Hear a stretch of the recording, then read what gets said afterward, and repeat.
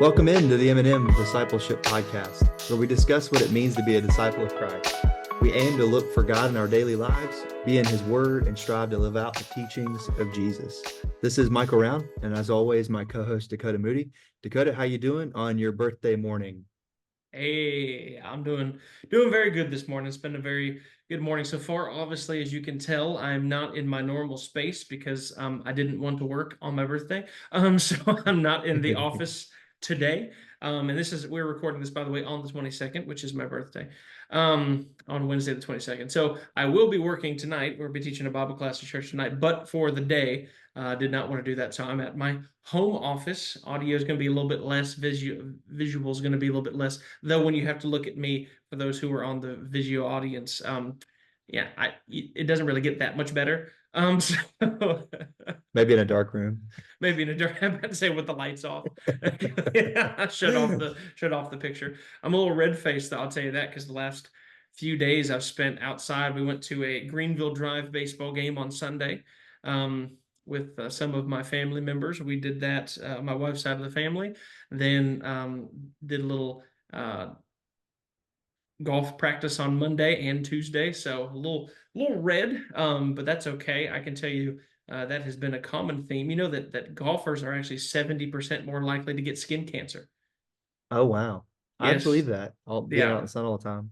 Yeah. I think there's a few hobbies that like definitely go up there. I think you have one of those though in fishing. Possible, yeah. Yeah. But nowadays, a lot of people wear the fishing shirts that are longer, and and I even know, like, when I'm outside, I wear some of them as well Yeah. because I don't want as much. But speaking of being outside, have you had the cicadas in your area? Yeah, we've heard them a little bit, but I feel like it's slightly overblown. I mean, maybe we just No, haven't no, had it's as much not. of an infestation. Okay, fine. Maybe we just haven't had as much of an infestation Yes. of them then. So there you go. The reason why I'm like poof, poof, poof, is because we haven't that many. So So have you been invaded? we don't have them bad where we live, but if we drive Uh, 15 minutes down the road, you can hear it through your car. oh my Uh, goodness. is loud, and they're flying down the road, and they're like pelting your windshield and your car. Oh yeah, it's wild. This is Yeah, supposed to it be like the worst one in a long time. yeah, it Yeah. matters where you are. It makes a Yeah. big difference. 15 minutes, Yeah. 10 minutes, whatever.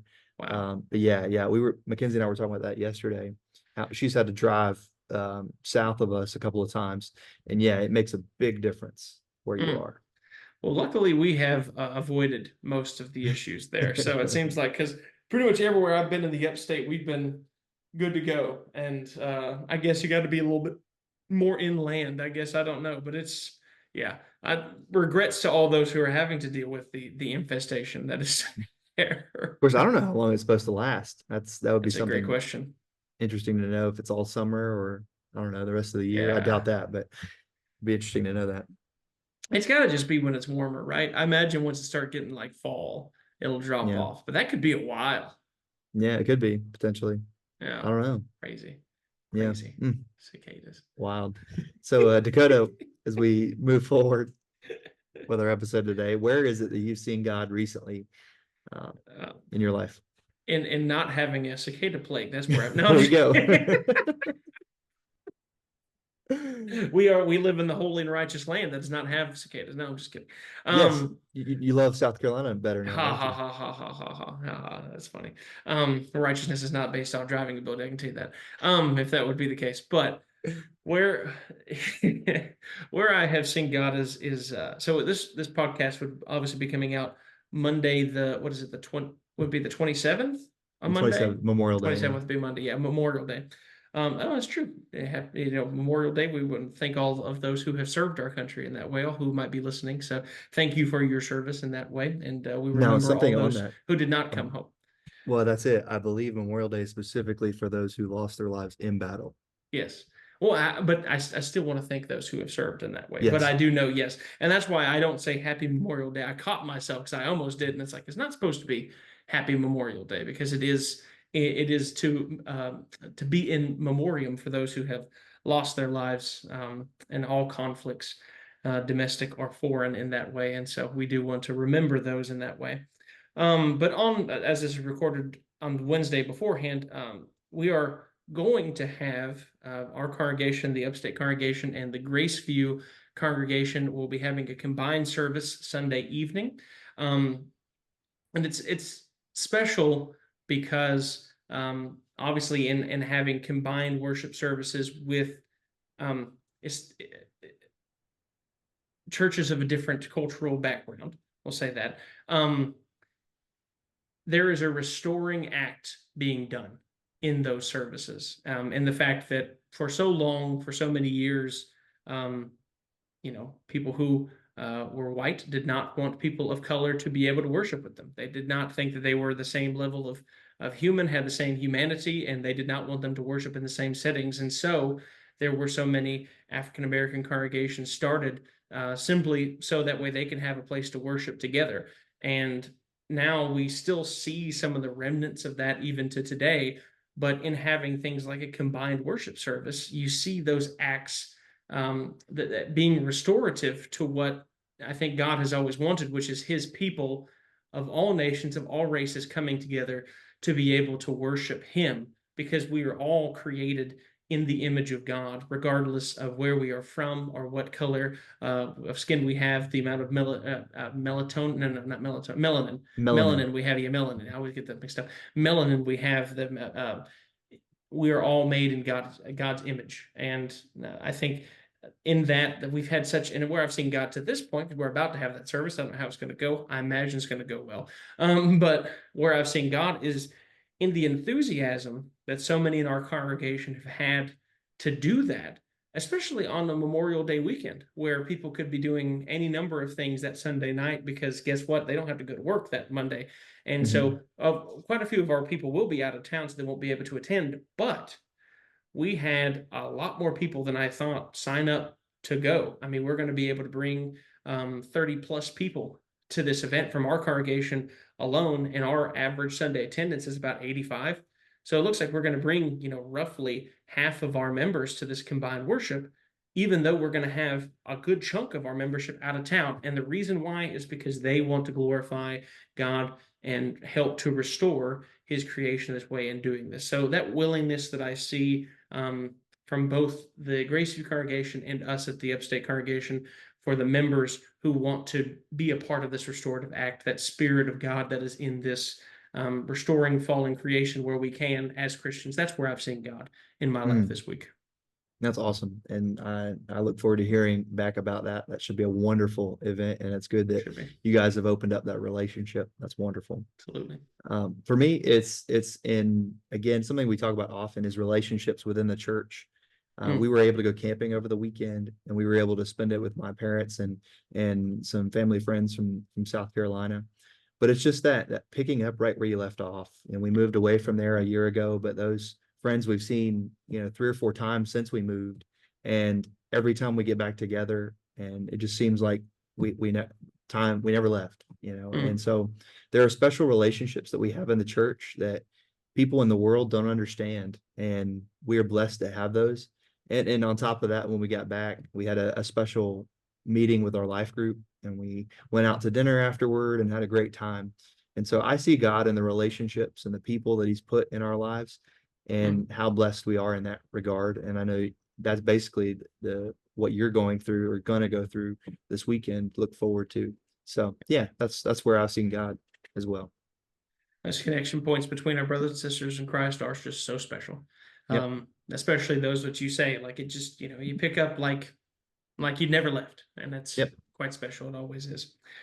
Well, in looking to where God continues to have work in our lives, we look back to where God has worked throughout history. We look we're going to continue to look at the book of Judges, where God has been with his people even in their darkest days. And this week we're going to be looking at a very interesting member of this book of Judges, which is Shamgar. Not much written about our friend Shamgar, only a couple verses here in Judges. But we want to take a look at that today and see what God's word has to say about Shamgar. So I'll go ahead and read Judges chapter 3, verse 31. And then Michael, if you read Judges 5, 6, and then we'll discuss those passages. So Judges chapter 3, verse 31, it says, "After him was Shamgar, the son of Anath, who killed 600 of the Philistines with an ox goad. and he also saved Israel. Judges 5:6 says, in the days of Shamgar, son of Anath, in the days of Jael, the highways were abandoned and travelers kept to the byways. So as we read this, a few questions. First of all, after him, it's talking about after Ehud, the previous judge. In the book of Judges, some of the judges lived at the same time. They were just in different locations. But this is trying to get a time marker, I think, to say, hey, after Ehud, there was Shamgar, the son of Anath. Dakota, what is it that's significant about Shamgar's name that can teach us some things? Well, this is it's very interesting that we only have this one verse about Shamgar who did this mighty thing, which we can talk about what that mighty thing was here in a second. But it's strange to only have like one or two verses about him, but there might be some reasoning behind this because if you look at the name Shamgar, it may sound a little bit different than some of the other names that we have in the book of Judges. And that's because Shamgar seems to not have been a member of the Hebrew people. His name seems to be more of Canaanite origin rather than of Hebrew origin. And yet, he is somebody that God raises up, a non-Hebrew, to save the Hebrew people, to be a judge over them and to rescue them in this way from the Philistines. Just kind of interesting. So, you could see why an Israelite recording this would not want to give Shamgar much attention. No, wouldn't give him much what we know for certain is his name is not Hebrew. So, yeah, whether or not he was an Israelite, that's more of what's up for debate. But just that fact, that's significant. It says he killed 600 of the Philistines with an ox goad. An ox goad is, it's kind of in the name, a goad for the oxen.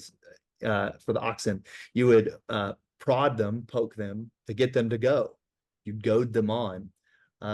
And so this was a farming tool. You could use it as a weapon, certainly, because it's my understanding that they weren't small things. It wasn't like a 6-inch stick. It was more of a couple feet, and it was probably had enough to for you point it usually in. to sit behind it and be Yeah, able to, there had to be some reach to kind yeah, of reach the back of the oxen from whatever you were riding on or standing on behind them. yeah. And I don't know that it reaches the level of Samson killing a whole bunch of people with a jawbone of a donkey, but it's not your typical weapon. This is pretty remarkable, the kind of warrior that he was.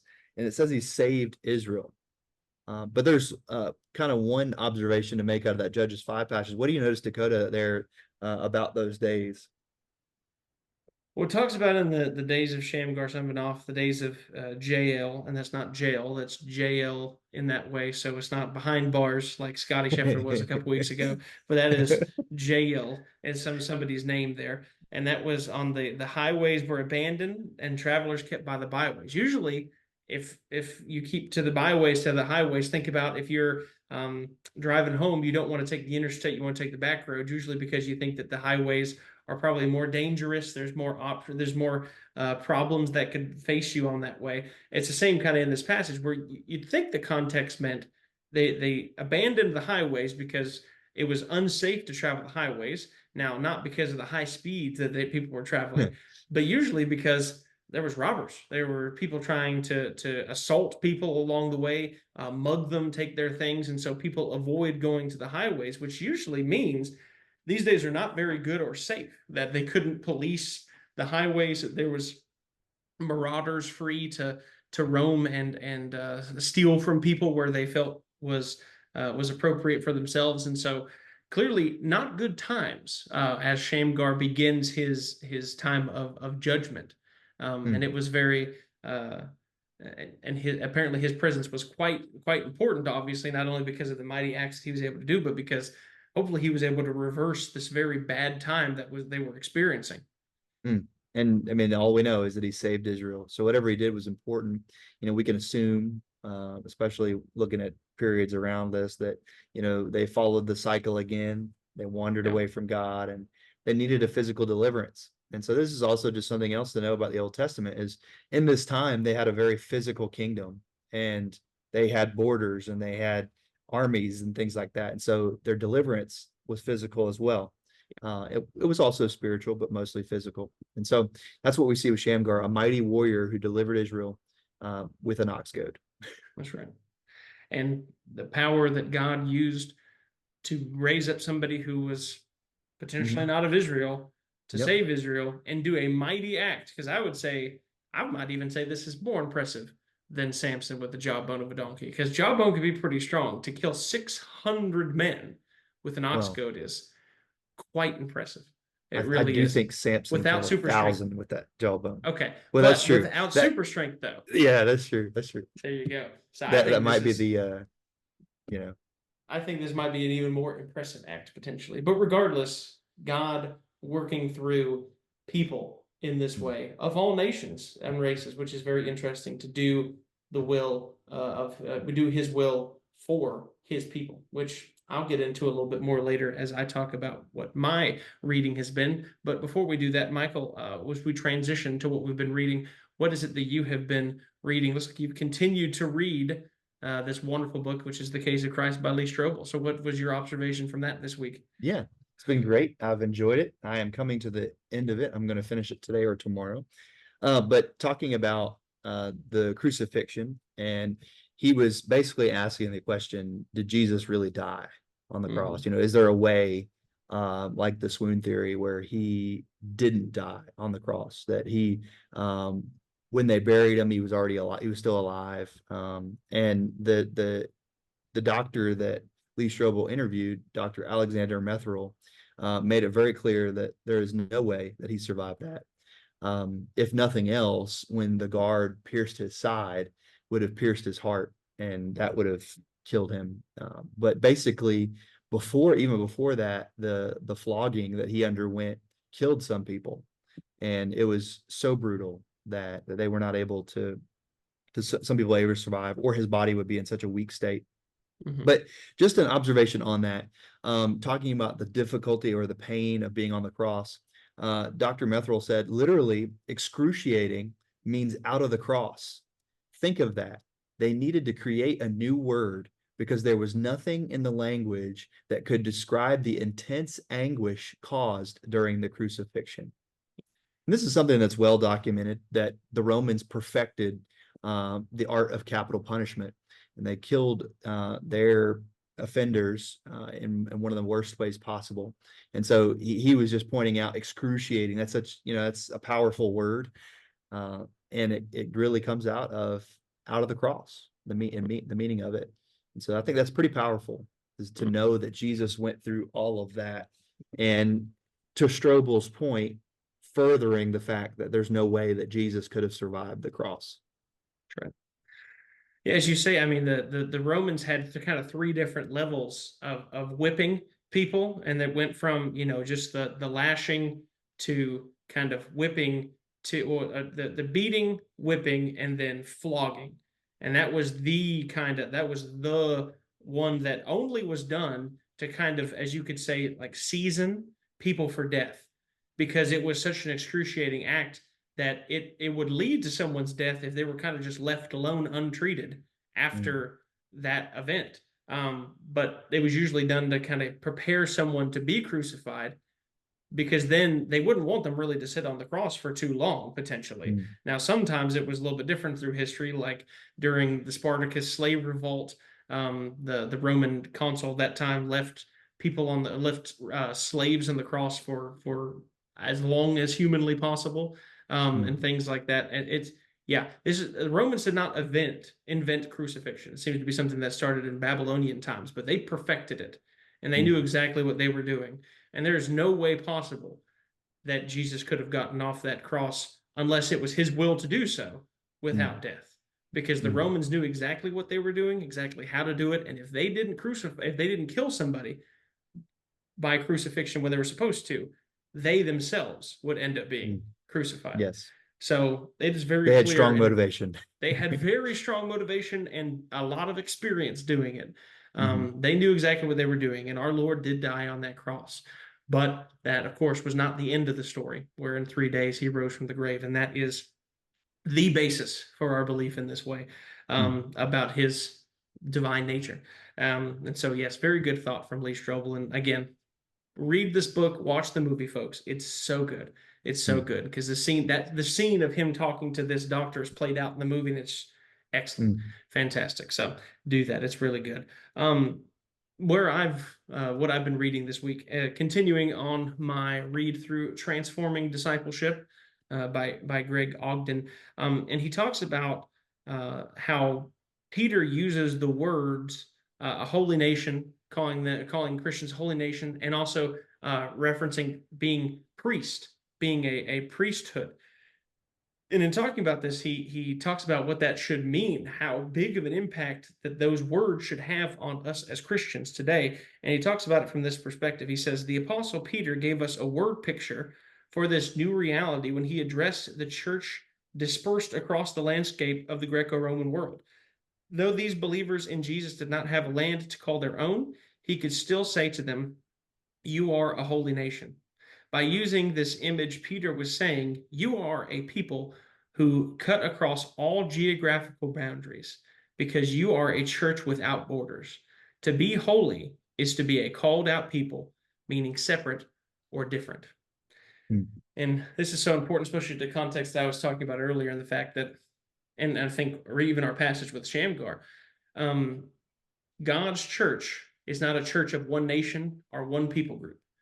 It is multicultural, multi-ethnic, multi-generational church that spans across borders and times and places that people would never have thought it to do.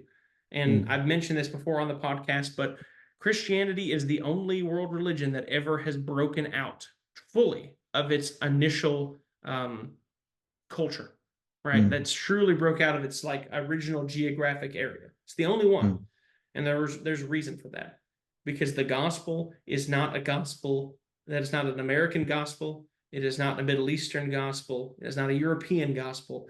It is a gospel that is worldwide, and it applies to every human being that is created in the image of God. And that is all human beings. And what that means for us is we are a priesthood, a holy nation. So regardless of where we are at, regardless of what nationality we are, what race we all belong to God if we hold the name of Christ or Christian. And we should be looking to spread that name, spread those boundaries as far as we possibly can, because the kingdom of heaven is going to be multicultural. It's going to be multi-generational. It's going to be multi-ethnicity, right? It's going to have it's going to have people across the globe, across time, but they're going to have that one thing in common, and that is Jesus Christ. And that is what we should focus our efforts and attention on, is to doing the work of Jesus Christ by being workers in the fold, being disciples, and making more disciples. Yeah, definitely. And one of the other things that Peter mentions is that we're a royal priesthood. And significant thing about, and you've mentioned that, but the significant thing about the priesthood is they did not have any land inheritance. They lived among the people.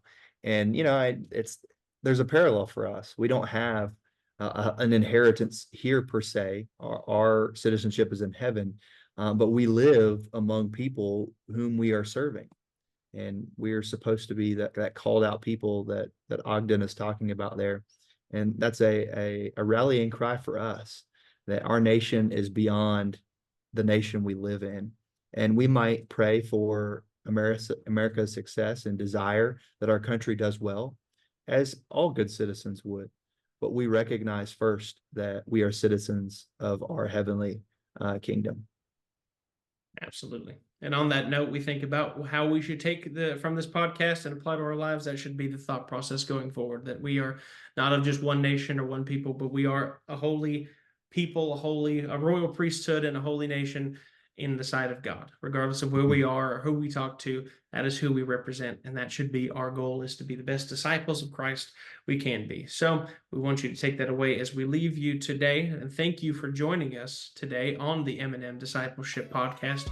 Until next time, let's look for God, learn from His Word, and live His teachings.